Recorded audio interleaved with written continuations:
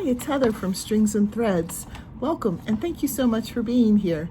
For me, it's been a while since I've gotten a chance to talk to you, and I've really missed it.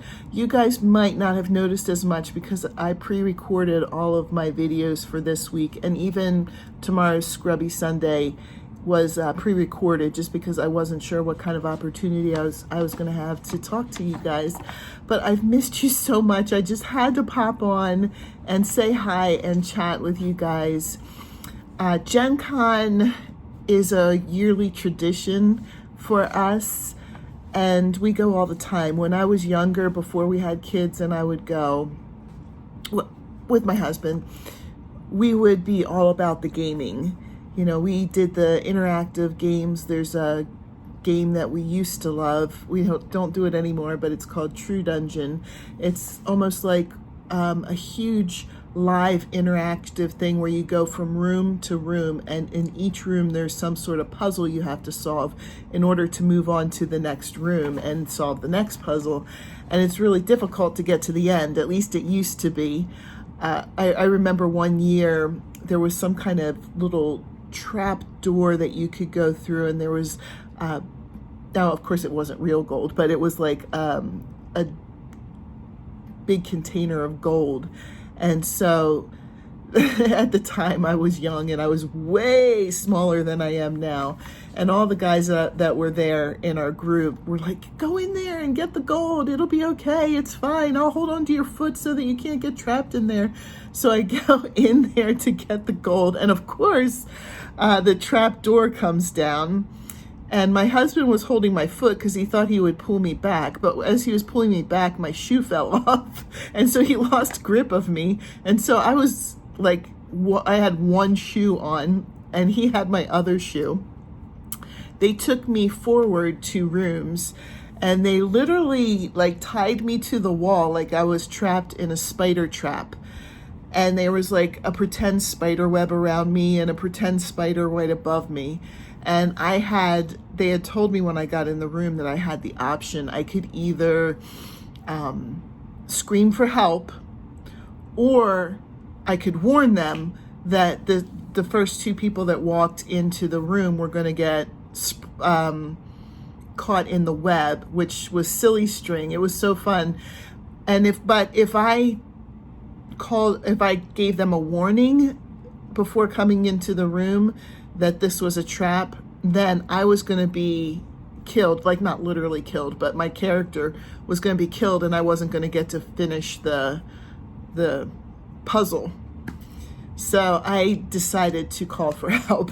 And the first 2 people that came in, they were silly stringed because they were caught in the web, and then they had to figure out a way to maneuver out of that trap. But anyway, I didn't mean to go on so long about just that one particular thing. But when I was younger, that's what it was all about. Then after we had kids, I didn't go for a while because I was staying home with the kids, but my husband would go with his friends.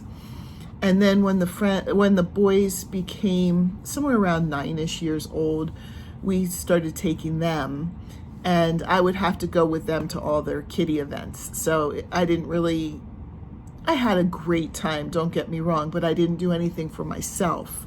But now that the boys are older, they plan their own events, and they've been able to go and do their own thing. So I was able to go and do my own thing. And actually last year was close to that. I did a little bit more of making sure that the boys, you know, were where they were supposed to be, and that kind of thing. This is the first year that they're completely doing it, but last year I did have some freedoms. And last year I noticed that it wasn't all about the gaming for me, but the whole experience was very inspiring to me. It seeing all of the different types of things that were out there inspired me to create more with my crochet. And this year, for me, it hasn't been about inspiration as much as it's been about learning and trying new things. Like, I wanted to go through, there were a lot of things that I've learned this year that I wanted to share with you guys. So I've learned that walking directions in Google Maps is not a perfect science. Okay, I've done a lot of walking, especially since I didn't always know where I was going, even with the Google Map walking directions. So the second thing I learned was that I can Uber, woohoo! This was the first time that I've ever done an Uber by myself. And I think maybe it was only the second time I've ever done an Uber ever. There's not much need for it where I live. But I used it and I got to visit a new friend. Had it not been for Uber, I probably wouldn't have been able to. But I got to, I don't know if you've seen Kenyadda's video from Kenyadda Creates. I'll link her station down below. She put out a video and I put out a short. We had the opportunity to meet each other. And I'm so glad that we did, because Kenyadda is just such a beautiful person all around. And if you don't know her, you should go and check her out. She's very talented, very giving, super sweet, and just, like I said, all around a beautiful person. So yay, I can Uber now, and I got to meet a new friend in person. I considered her my friend before, but now, meeting in person just kind of sealed the deal.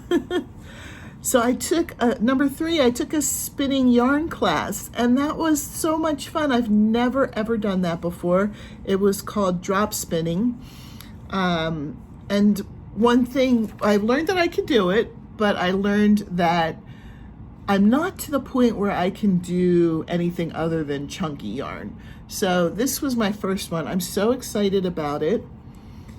There's lots of variation of color in it. It was really, really cool.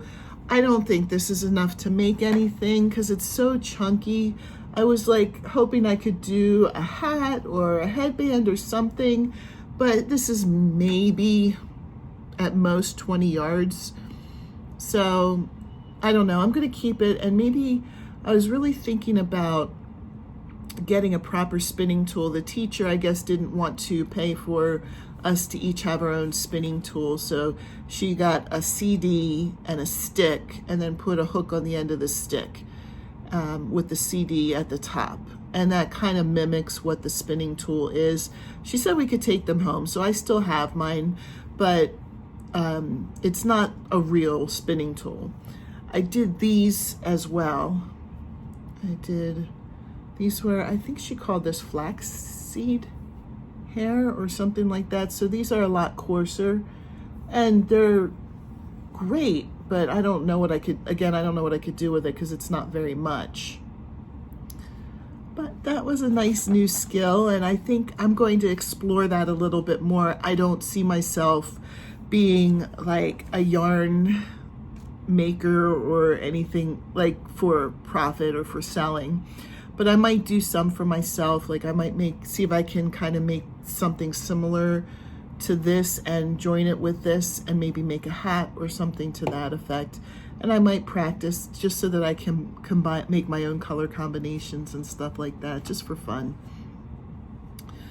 So number 4, I took a class. It was called Crochet a Dragon Hoardling. Turned out really cute. Here's how it looks. There are the ears, and then on the back there's wings and a tail, curly tail. So here's how it looks. It's cute, but when you take a class and the instructor says they copied the pattern from an animal book, and you see the directions that they handed out to the class with the copyright symbol with their name on it. I'm just gonna put the copyright. I shouldn't say who it is because I don't really want to get involved. I've learned that it's hard to keep your mouth shut about something like that, but I cannot be in charge of every single person who violates copyright laws in the whole world. So that one, I'm just letting it go. But she said it several times during the class. She's like, yeah, this is a great pattern. I copied it out of this animal book and blah, blah, blah. And I'm thinking, what makes you think that's okay? And what makes you think that's your copyrighted item But it's okay. I'm not going to say a word. It's not my business. If somebody does that with my pattern, I am going to, you know from being part of this channel that I don't really like to put up with that. But this one, I'm going to let it go, no matter how hard. I was biting my tongue though, because, but it's not my business here. And the last thing that I've learned is that even with all the planning and travel, it's good to get away. It feels so good to be in a new place with new experiences and learning new things, meeting new people. So I thank you for watching all the way to the end, and I thank you for being part of this channel. I thank you for just everything, all the friendships that I've made, all the great people that I've met, and this just has been such a great experience for me. I hope everybody has a great rest of their weekend, and I'll see you in my next video. Bye.